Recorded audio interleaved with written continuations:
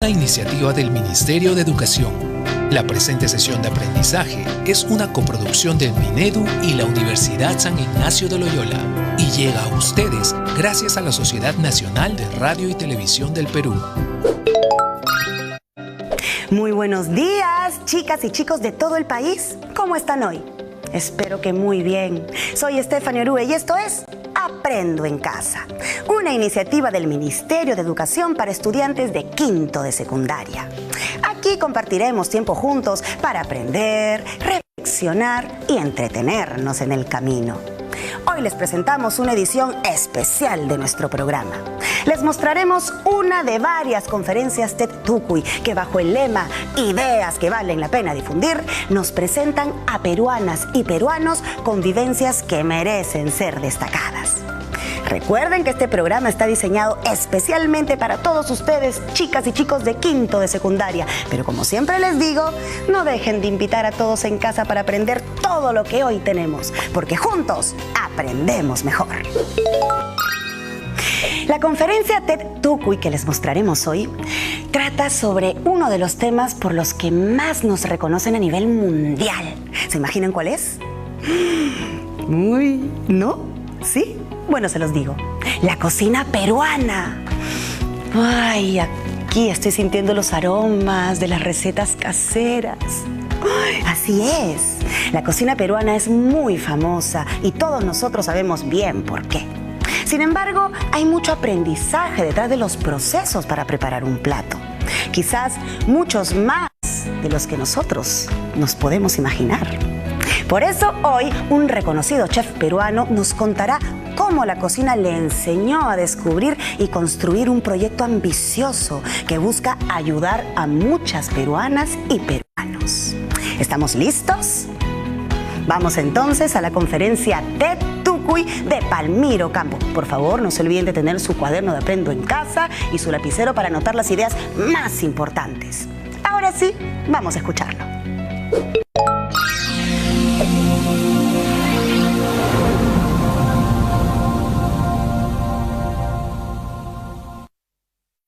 La cocina es algo muchísimo más grande que solo mezclar ingredientes deliciosos. La cocina, señores, es relevante, porque el acto de cocinar nos hizo evolucionar. Fíjense en ese cráneo, el del hombre de la prehistoria, que tenía una gran mandíbula, necesaria para masticar los alimentos. ¿Por qué? Porque estaban crudos. Pero cuando la teoría nos cuenta que el Homo erectus descubre el fuego y controla la cocción de los alimentos, es ahí cuando esa gran mandíbula empieza a masticar alimentos cocidos, más fáciles de asimilar en nutrientes y, por supuesto, más fáciles de digerir, y ya no necesitaba una mandíbula tan grande. Ese fue el punto de inflexión que hizo que la mandíbula se hiciera más pequeña cada vez y se desarrolla un espacio en la cuenca craneana que hizo que nuestro cerebro crezca. Entonces, no sería insolente decir que la cocina nos hizo evolucionar como especie humana. Pero cuidado, porque la cocina también puede ser una herramienta de involución. Los franceses transformaron la alimentación en gastronomía, alta cocina, arte, placer y cultura en torno al acto de alimentarnos, de cocinar y de comer. Durante más de 500 años construyeron las bases de la cocina y nos enseñaron la búsqueda de la perfección. Pero esa búsqueda de la perfección hizo que la alta cocina nos enseñe a despilfarrar y a contaminar. Les pongo un ejemplo. Lo primero que le enseñan a cualquier cocinero en una escuela de cocina, en todo el mundo, son los famosos cortes de precisión. Agarras un ingrediente, lo cortas en un formato de precisión, métrico, y a partir de esa forma estandarizada empiezas a sacar los diferentes cortes de precisión. 1, 2 y 3, buscando ¿qué? Medidas exactas. Y todo lo que no es perfecto, a la basura. Durante años lo enseñé y durante más años lo aprendí. Escuela por escuela, cocina por cocina, clase por clase, alumno por alumno. Y lo gracioso de todo esto es que el ingrediente con el que nos enseñan todos estos cortes de precisión es la papa. Sí, la papa es el tubérculo peruano que alguna vez ayudó a combatir el hambre en Europa. Todos los cocineros que hemos pasado por una escuela de cocina hemos sido testigos de una gran cantidad de alimentos que desperdiciamos por discriminar esas partes. Por ejemplo, esa papa que ven ahí, lo que queda de ahuecada es lo que se tira. Y lo pequeño que usamos, esas bolitas llamadas parisien, se convierten en esto. Hacemos con los alimentos platos hermosos y deliciosos. Y como cocineros nos sentimos orgullosos de eso. La cocina me ha llevado a lo largo de mi carrera por diferentes partes del mundo y me ha hecho sentir orgulloso de mi país en cada restaurante en el que trabajé en el extranjero. Porque tenemos un lugar bien ganado en ese mundo. Pero algo me comía en la cabeza cada vez que pensaba y hablaba del orgulloso que me sentía de nuestra gastronomía. Sí recordaba que era algo que había sentido antes, tal vez como docente en la escuela, o como cocinero, o como estudiante. Y finalmente recordé que era. Vivimos en un país líder en gastronomía a nivel mundial, pero la mitad de nuestra población está mal alimentada. No tiene acceso a una buena alimentación. Y sin embargo, generamos una gran cantidad de desperdicio de alimentos. O sea que despilfarramos. Y yo me pregunté, ¿qué hacía al respecto? Como jugando, en las clases que les dictaba a mis alumnos en la escuela de cocina, utilizaba partes de los alimentos que ellos no iban a utilizar durante la clase y los convertía en platos deliciosos. Ya era una costumbre que en la clase del chef Palmiro también tengamos no solamente el sílabo regular, sino una clase alternativa de cómo utilizar estos productos. Y no fue hasta que dejé de trabajar en esa escuela que me enteré de mi chapa, la que me habían puesto mis alumnos. El chef reciclador. Qué horrible chapa para un cocinero, ¿no creen? Y llegó la oportunidad de abrir mi restaurante propio, El Sueño Dorado. Le dediqué mi vida entera a eso. Y ya no podía utilizar mermas ni desperdicios, porque eso iba en contra de todo lo que había aprendido alguna vez. Iba en contra de los principios de la alta cocina, en contra de esa imagen de chef internacional que había logrado ganarme. Qué importante todo lo que nos cuenta Palmiro. Para explicarnos, él nos cuenta su experiencia y nos dice que por mucho tiempo la alta cocina genera desperdicio y en consecuencia contribuye a la contaminación. ¿Cómo? Con la lógica de los cortes perfectos. Esta lógica o costumbre hace que se utilicen solo una parte de los alimentos y se deseche el resto. Al parecer, él siempre fue consciente de que esto no estaba bien y por eso sus alumnos lo apodaron el chef reciclador, porque en sus clases de cocina no le gustaba desechar los alimentos considerados como desperdicios. Así como Palmiro, quizás en nuestra vida a veces tenemos la posibilidad de sacar el mayor provecho de las cosas, ¿verdad? Para conocer un poco más a fondo sobre lo que significa aprovechar al máximo algunos recursos, conversaremos con nuestro experto invitado. Vamos a escucharlo. ¿Cómo la cocina peruana ha jugado un rol importante en nuestra transformación como sociedad? En realidad la cocina peruana cumplió un rol muy importante a partir de lo que fue el cambio que tuvimos nosotros cuando se derrota el terrorismo, cuando empieza a mejorar la economía en nuestro país y cuando pasábamos nosotros de una nación todavía en duda, ¿no? Se hablaba de la inviabilidad política del Perú y la cocina cumple un rol para cohesionarnos, un rol que nos vinculó. Yo creo que desde la cocina nosotros nos hemos podido conocer mejor, nos hemos podido entender mejor, nos hemos podido incluso perdonar. Y la cocina ha sido como un dinamizador social, pero también una forma con la cual todos los peruanos nos pusimos de acuerdo. Somos tan difíciles de coincidir en puntos que la cocina pudo cumplir eso de vincularnos en una cuestión geográfica, pero también a todo nivel.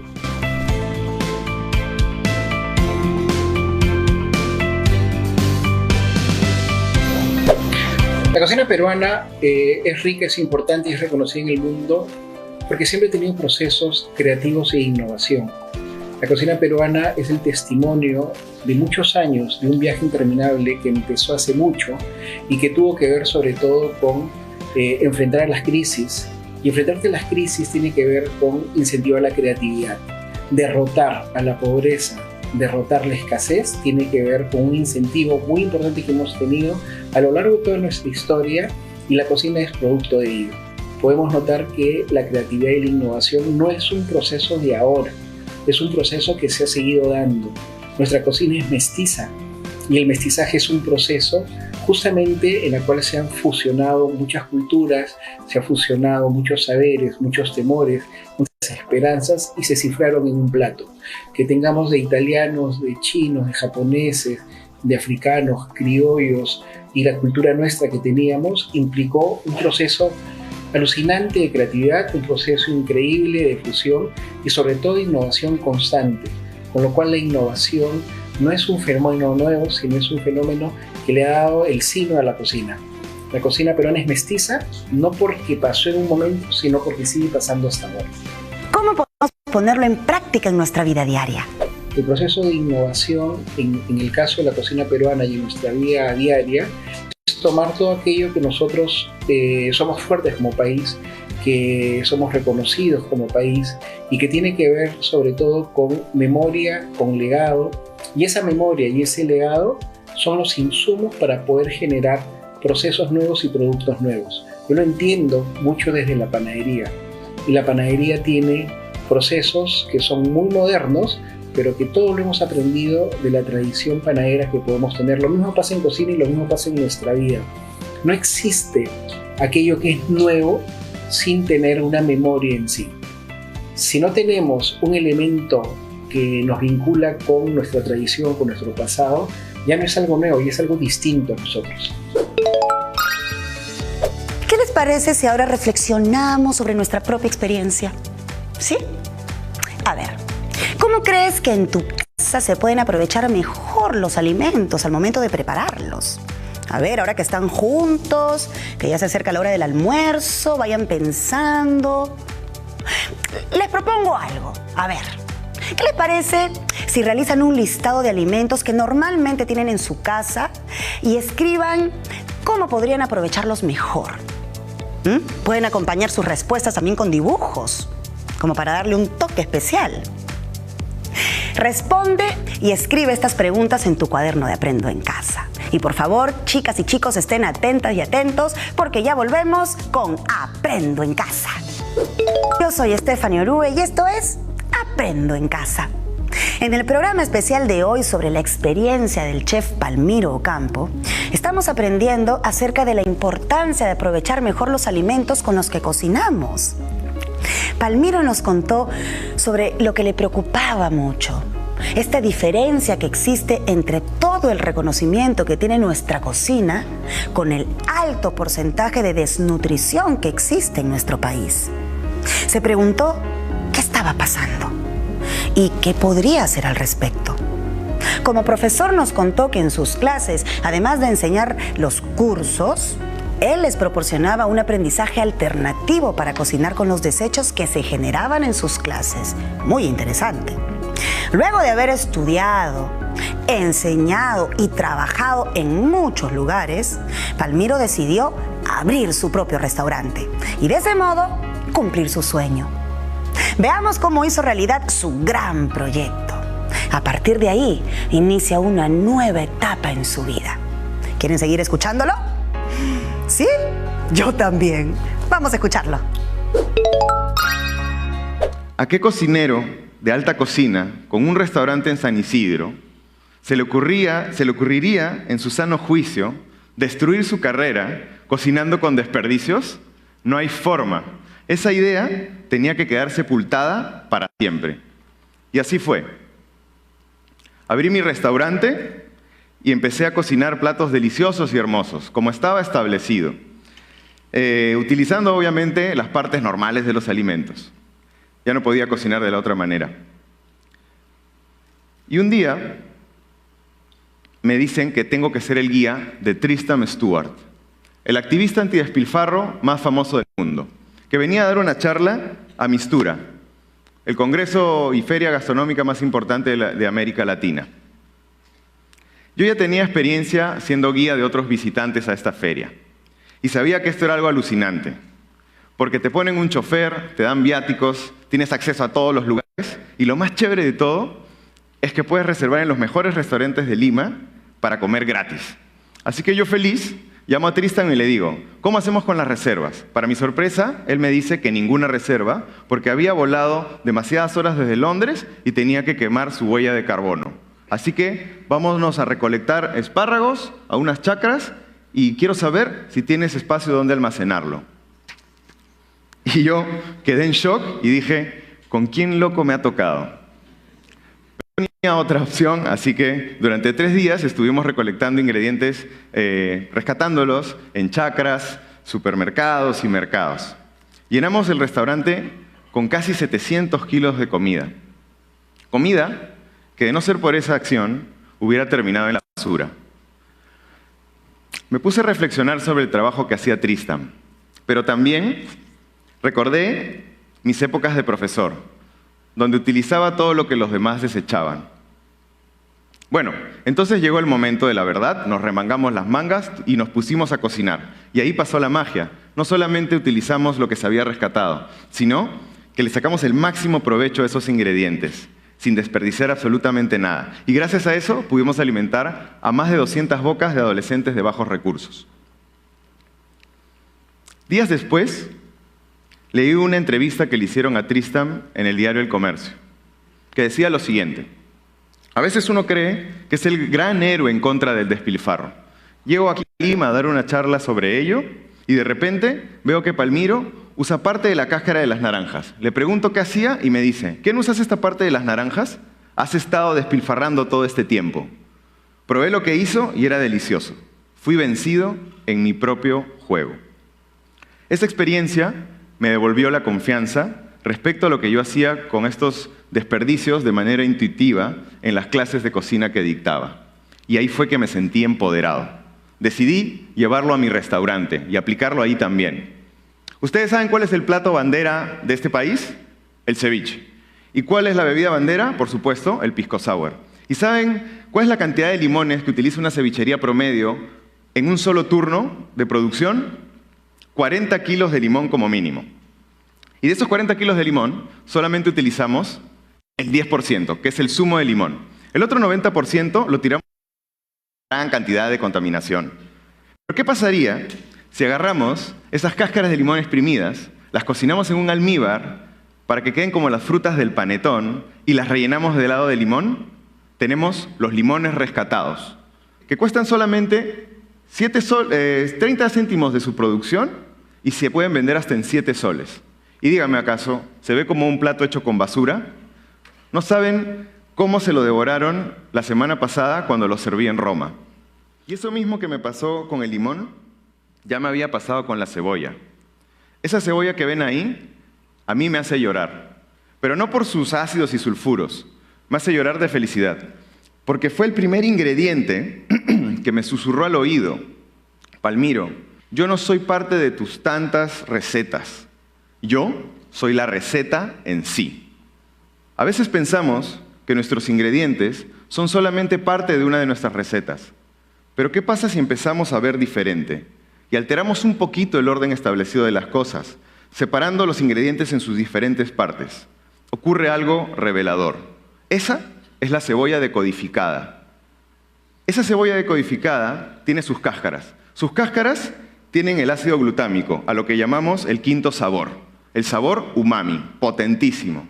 Las otras capas de la cebolla que normalmente usamos, deberíamos siempre usarlas en crudo, ¿sí? Como para nuestros ceviches o también para acompañar nuestras zarzas criollas.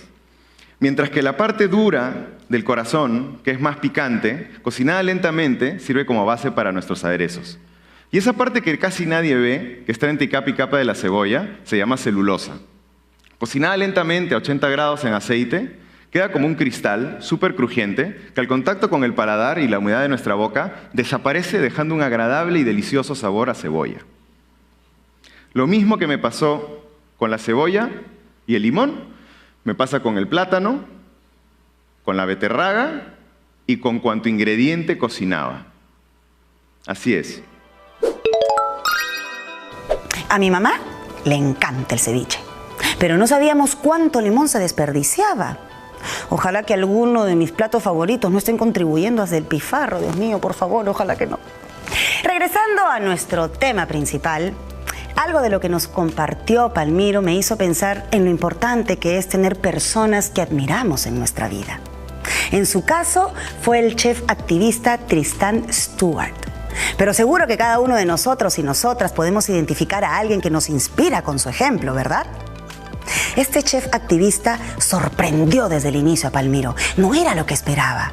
Tenía otros planes, como utilizar kilos y kilos de comida que iba a ser desechada para, en su lugar, preparar platos y alimentar a más de 200 adolescentes. ¡Qué gran gesto y qué importante lección!, ¿verdad? Un chef activista que viene a visitar Mistura se termina encontrando con Palmiro. Solo iba a ser su guía, pero terminó también siendo su maestro, como contó en la entrevista que le hicieron en un diario local. Toda esta experiencia y reconocimiento le sirvió a Palmiro porque lo llenó de toda la energía y la voluntad necesaria para continuar con su proyecto. ¿Qué les parece si ahora escuchamos a nuestro invitado para que explore un poco más en todo lo que estamos aprendiendo? Vamos a escucharlo. Y por favor, recuerden siempre estar atentas y atentos y anotar todas las ideas más importantes. Ahora sí, vamos a escucharlo. ¿Es importante tener un referente a quien seguir para emprender? Sí, por supuesto que es importante, ¿no? En el Perú yo creo que hemos tenido referentes importantes a lo largo de toda nuestra historia, que los aprendemos en el colegio, que nos cuentan sobre todo de un Miguel Grau, de un Bolognesi, un Alfonso Ugarte, y a veces cuando nosotros lo hemos aprendido en el colegio, lo hacemos por obligación y porque tenemos que aprender y aprobar un examen.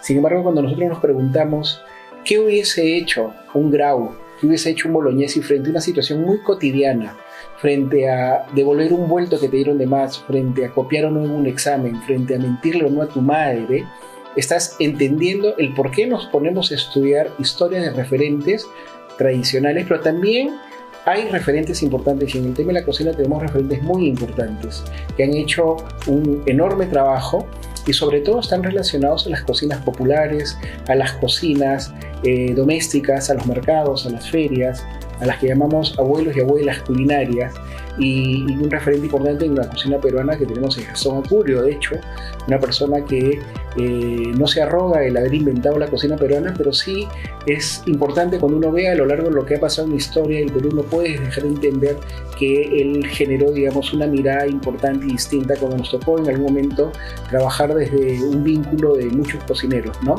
La cocina peruana no es por lo nuevo, sino sobre todo porque nosotros, como generación, los cocineros que nos tocó este proceso, le enseñamos a la gente a mirar de una forma distinta una cocina que siempre estuvo ahí. No hemos inventado una nueva cocina, lo que nosotros hemos hecho es enseñarnos a nosotros mismos y luego al mundo a mirar de una forma distinta y quizá nueva algo que siempre estuvo ahí. ¿Cómo podemos decidir si es momento de hacer algo distinto para emprender? Yo creo que el contexto en el cual estamos viviendo responde muy bien a esta pregunta, ¿no?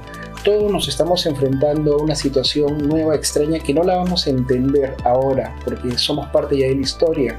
Nos van a estudiar a nosotros. Este es un proceso muy complejo el que estamos viviendo. Y escuchamos mucho reinventarnos, innovar.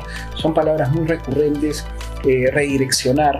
Y yo creo que el momento en el cual nosotros nos damos cuenta pasa por una evaluación rápida de nuestro día a día. Yo lo voy a contar desde un ejemplo muy concreto. Mi esposa y yo tenemos una planta de panadería artesanal que atendíamos solamente a hoteles y restaurantes. Y hasta antes de la pandemia no pensábamos nosotros que eso iba a cambiar. Pues cambió. Y luego de las 2 semanas iniciales que tuvimos de la cuarentena, Gabriela, mi esposa y yo, empezamos a ver qué hacíamos para seguir. Y yo creo que lo que nos mueve a nosotros la posibilidad de innovar es la capacidad que tenemos los seres humanos, y en particular los peruanos, de seguir siendo.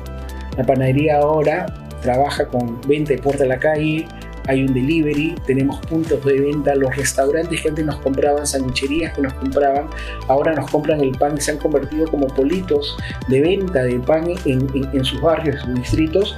Y nos hemos encontrado con algo fascinante que antes no nos pasaba, era saber qué piensa la gente de nuestro pan de todos los días. y eso nos tiene muy entretenidos, estamos metidos, todos los días estamos aprendiendo algo nuevo. Cuando pensamos que ya no íbamos a hacer más cosas dentro de la panadería, nos encontramos con esto y con una posibilidad real de reinventarnos y también una posibilidad real de seguir siendo y que todos nuestros chicos que trabajan en la panadería, 12 familias, sigan trabajando y no se vayan a su casa despedidos. Entonces, este es un referente muy importante en el tiempo, en la historia que estamos pasando, cómo empezar a ver en qué momento decimos tenemos que seguir siendo, y ahí es donde, digamos, va a salir algo que tenemos nosotros, ¿no? ¿Qué significa innovar? Bueno, la innovación a veces la tomamos nosotros como dada y es importante, yo creo, definirla, ¿no? No soy un experto en innovación, pero cuando me ha tocado trabajar con la Universidad Católica, ellos hablan de que la innovación tiene que ver, y pensando en nuestra cocina, pensando en lo que trabajamos, primero en el producto, estás innovando cuando le das un valor al producto, luego en el proceso, si has mejorado, si has optimizado, si has tecnificado parte de tu proceso, en la forma de vender tu producto puedes innovar, y en la forma de organizarte con todos los que son tus proveedores, los que hacen posible que tu producto esté. Entonces, producto, proceso, forma de comercializar tu producto, forma de organizarte, y si haces todo al mismo tiempo, estás en algo que se llama un sistema de innovación. Esto que suena medio complejo, lo hacen todos los días los restaurantes que han hecho posible que nuestra cocina sea una de las más reconocidas del mundo. Las anticucheras, las picaroneras, las cocineras que encontramos nosotros en las picanterías, en los mercados, en las ferias, lo que han hecho es aplicar un sistema de innovación. Lo hicieron siempre. Voy a poner un ejemplo.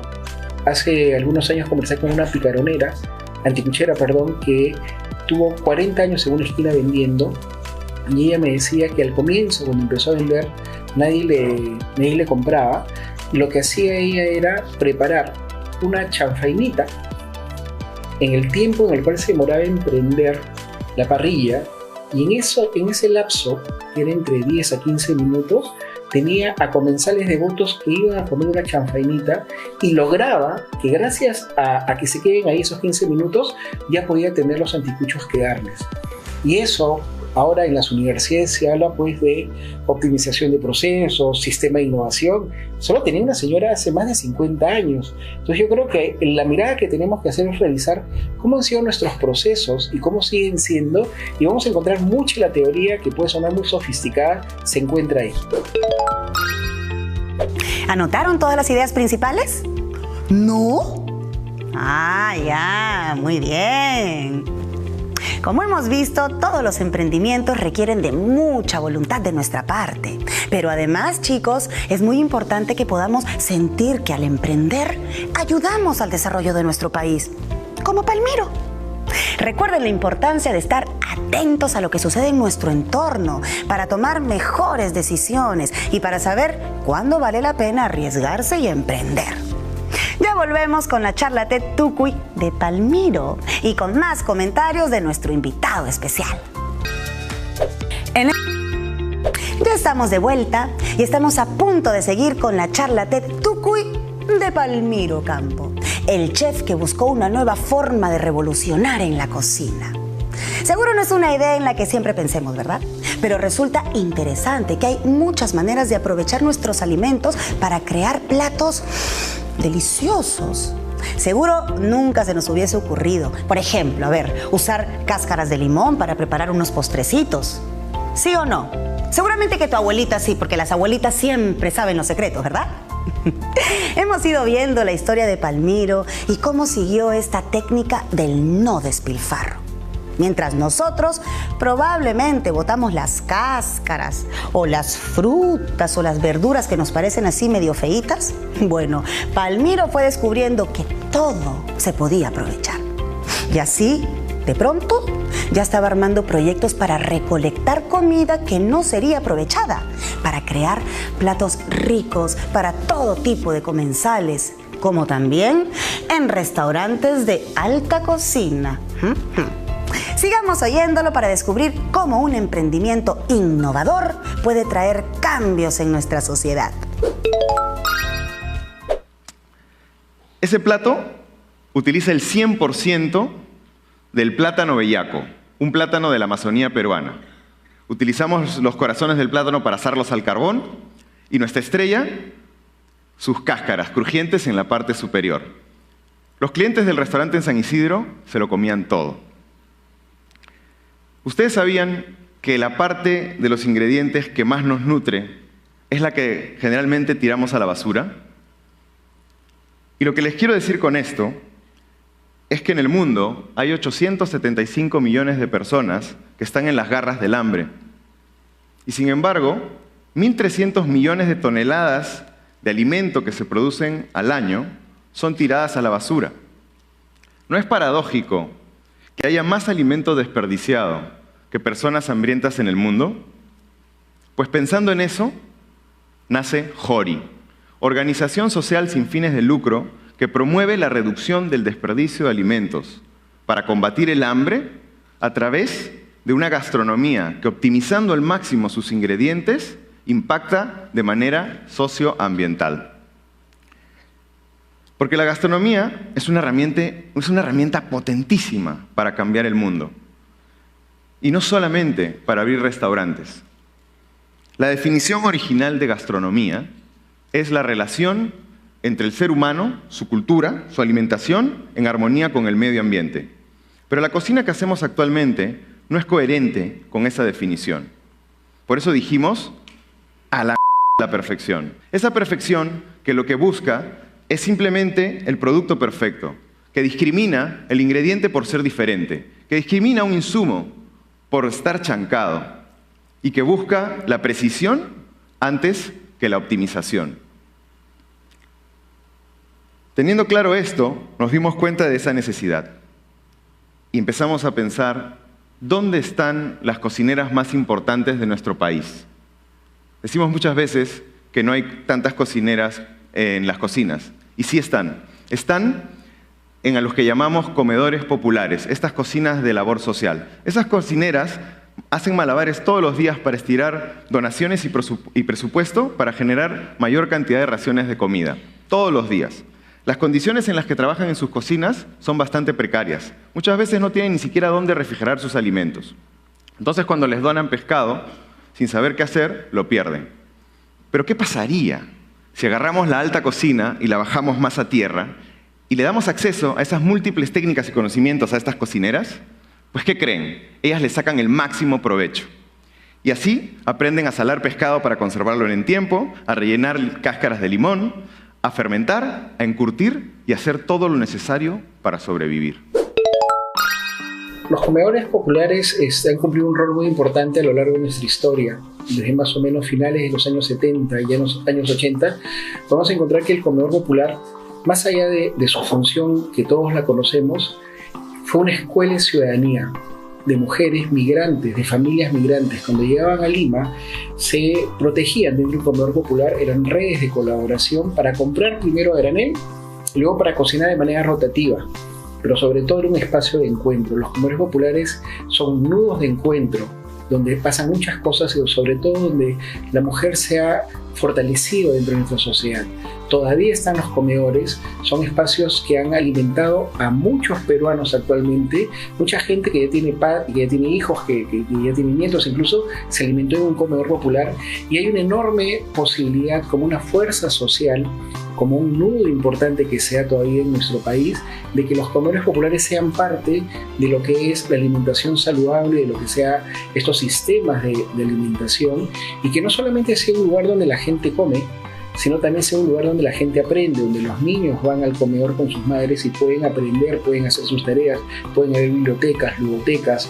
Los comedores populares no deberíamos dejarlos morir como está pasando ahora, y en momentos en los cuales estamos viviendo pueden ser extraordinarios espacios donde se generen estrategias, evidentemente aplicando los protocolos, certificándolos, pero son lugares que ya están no solamente físicamente habilitados, sino socialmente validados. Son lugares donde la gente que vive alrededor los cuida mucho. Hay códigos alrededor de los comedores. Entonces, miremos a los comedores como una estrategia de desarrollo social, evidentemente desde la alimentación y con un eje en la mujer y en los jóvenes, dos grupos de la sociedad que necesitamos reforzar justamente en este momento. Actualmente me toca ser el coordinador de un proyecto que se da en Perú, Chile y Bolivia. El proyecto se llama Back to the Roots, es financiado por el FIDA y es un proyecto que lo que hace es mirar cómo la cocina regional de 3 países ha generado la posibilidad de vincular a la pequeña agricultura y a la pesca artesanal con un mercado. En este proyecto hemos revisado 16 casos en los 3 países donde hemos visto, por ejemplo, políticas públicas alimentarias tipo Caliwarma o Cunamás o UNACE en Bolivia o JUNAEP en Chile, donde los programas empiezan a basarse en la alimentación que tiene que ver en cada región. Por ejemplo, insumos, técnicas, preparaciones tradicionales, bebidas, panes, etc. De tal manera que los desayunos y los almuerzos están relacionados con elementos que los niños conocen y por eso reconocen a la hora de servirse. Esto que genera una dinámica importante de una compra del Estado hacia la pequeña agricultura. También tenemos restaurantes, en el caso del Perú se ha revisado un caso que es el bodegón, el Grupo Curio, que el 100% de lo que compra de perecible lo compra en la pequeña agricultura. Y estamos hablando de productos que son no solamente saludables, sino que impactan positivamente en la gente. Agroferias campesinas, que acaba de ser habilitado hace unos días, que implica que todos los domingos lleguen a Lima casi 71 productores de 19 regiones del Perú. Y estamos hablando que la cocina es el que vincula con estos mercados.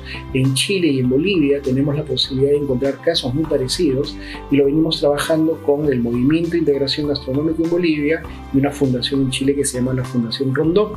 Entonces, acá hay un ejemplo muy claro de cómo casos que se están dando en nuestros países han puesto a las cocinas regionales en el medio para vincular a la pequeña agricultura a un mercado, y los pequeños agricultores, cuando tienen un mercado, tienen la posibilidad de alimentar mejor a su familia, nutrición, y tienen la posibilidad de educar mejor a su familia. Y estos son casos muy concretos donde hemos visto que está funcionando ello. En el caso de Perú lo trabajamos con la Universidad Católica. Hagamos lo que hagamos. Si nos dedicamos a la cocina, al deporte, los negocios, siempre hay enfoques nuevos que podemos darles. Y siempre hay una manera en que nuestro trabajo y esfuerzo se pueda convertir en una herramienta de transformación. Me parece emocionante la idea de usar nuestros talentos para lograr mejorar el mundo a nuestro alrededor. ¿Alguna vez te has preguntado cómo lo puedes hacer tú? Pero ya vemos que siempre hay una oportunidad para hacer las cosas de otra manera, reinventarnos. Ahorita nomás volvemos con más para terminar de oír la historia de Palmiro. ¡Stop!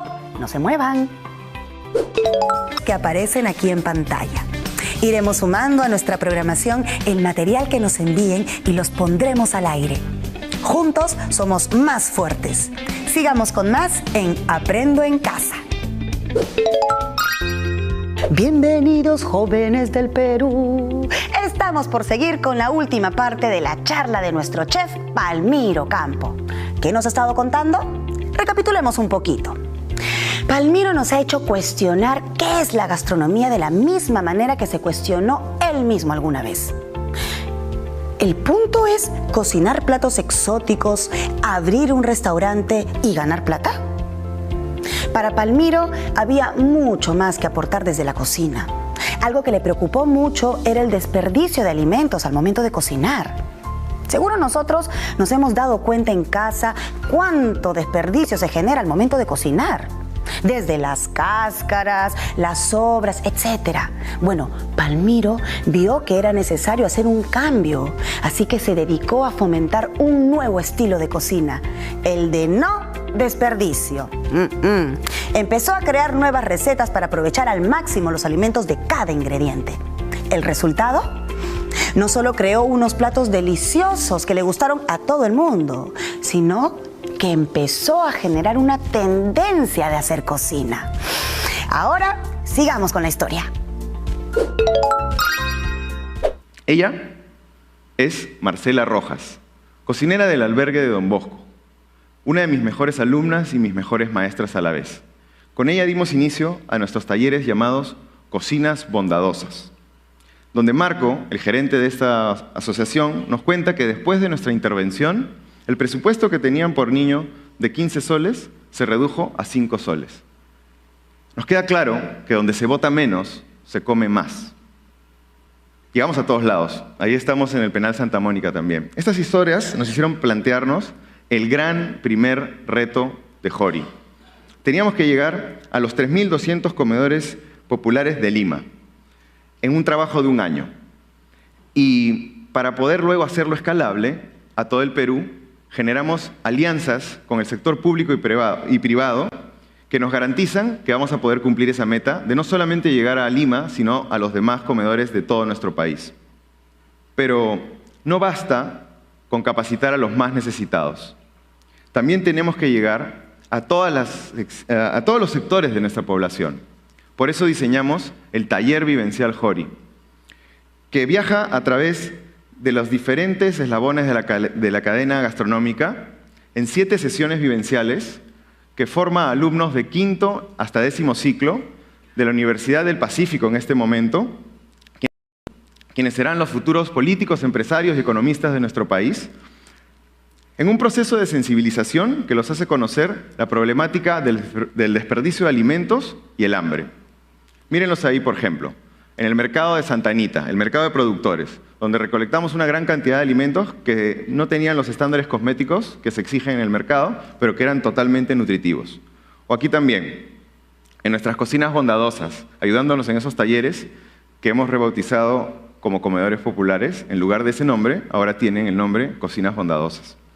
Y ustedes se preguntarán, pero Palmiro, ¿cómo hacemos sostenible este nuevo modelo gastronómico que busca utilizar el máximo provecho de sus alimentos, incluso esas partes que otros tiramos a la basura?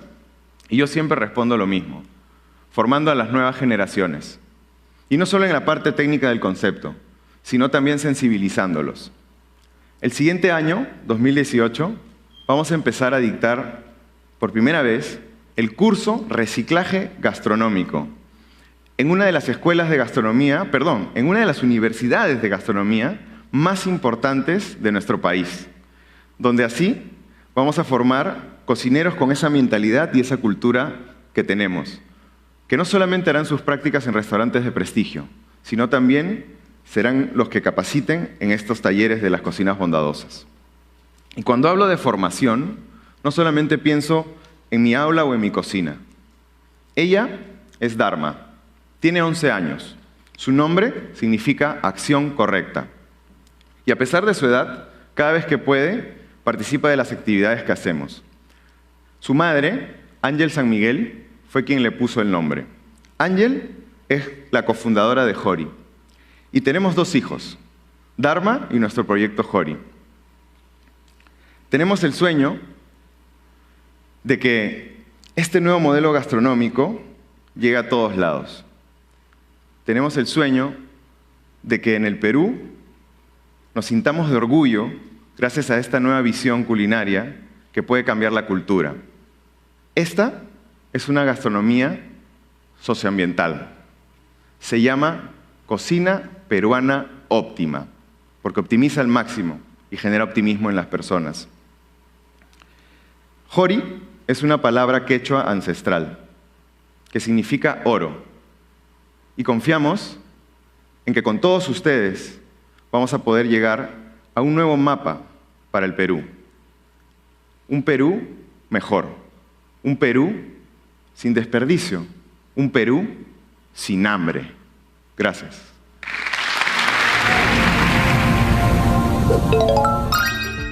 ¡Wow! ¿Qué tal trabajo? Pero con la motivación de hacer una transformación del medio ambiente y la sociedad, Palmiro sigue haciendo lo suyo y enseñándole a todos su técnica. ¿Qué tal si exploramos un poco más de lo que hemos visto? Y para eso, vamos a pasar a escuchar a nuestro experto invitado. ¿Qué recomendaciones les darías a los jóvenes de la Promo 2020 que están interesados en hacer un emprendimiento innovador? Yo cuando era joven y estaba en el colegio, la verdad que no escuchaba mucho las recomendaciones, con lo cual no me siento como para hacer una recomendación, pero yo creo que sí una reflexión. Son una generación bisagra, son una generación literalmente que está saliendo a un mundo nuevo. Nunca más cierto esto. Estamos viviendo un proceso histórico mucho más complejo de lo que ha sido cualquier guerra mundial o cualquier crisis económica, y vamos a salir de esto. Y vamos a salir sobre todo gracias a la fuerza de la sociedad civil organizada, gracias a una fuerza de jóvenes como son ustedes, y que no tienen problemas de jóvenes. Porque yo creo que un gran problema es asumir que los jóvenes solamente tienen que tratar problemas de jóvenes. Los jóvenes asumen también un rol y una agenda del territorio en el cual se desenvuelven. Necesitamos nosotros, sobre todo en este contexto, jóvenes sin tanta prisa y con mucha memoria, y con la posibilidad real de ver referentes concretos.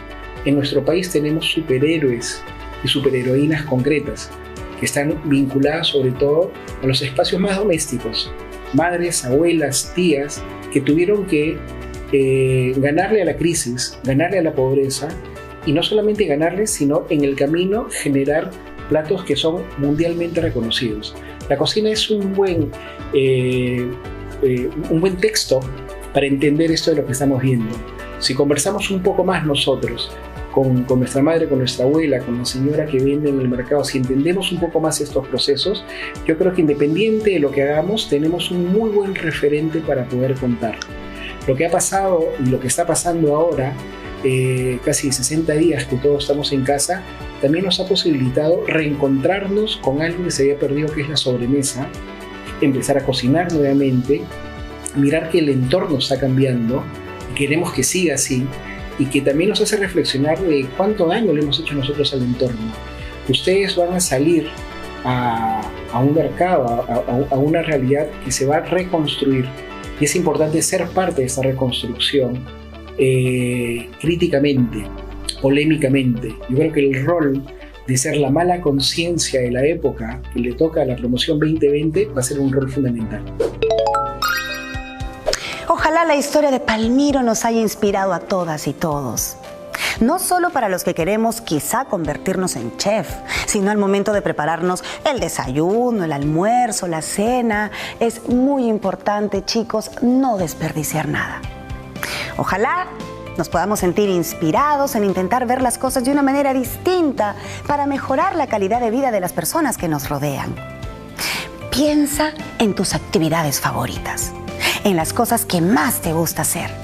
Trata de pensar en alguna manera en la que puedas darle la vuelta para lograr ese cambio alrededor tuyo. Al comienzo todos pensaban que Palmiro estaba loco al utilizar comida reciclada. Vimos que hasta él dudó de sí mismo alguna vez. Pero perseverando y creyendo en su visión, logró impactar en la vida de muchísimas personas, enseñando a utilizar mucho mejor los ingredientes y, por consiguiente, logrando que le alcance la comida a muchas más personas de lo pensado. Quizá nuestra propia idea innovadora no la podamos pensar ahorita mismo, porque, chicos, no es fácil. Pero lo importante es mantenernos firmes, atentas y atentos para hacer mucho mejor las cosas. Y obvio, con mucho amor. Eso es todo por hoy. Ahorita termina el programa, pero espero que estas lecciones se queden con nosotros y que las sigamos aplicando día a día. Recuerden además que el TED Tucuy de Palmiro y los otros TED Tucuys están disponibles con tan solo buscarlas en internet. Nos vemos en otra edición de Aprendo en Casa.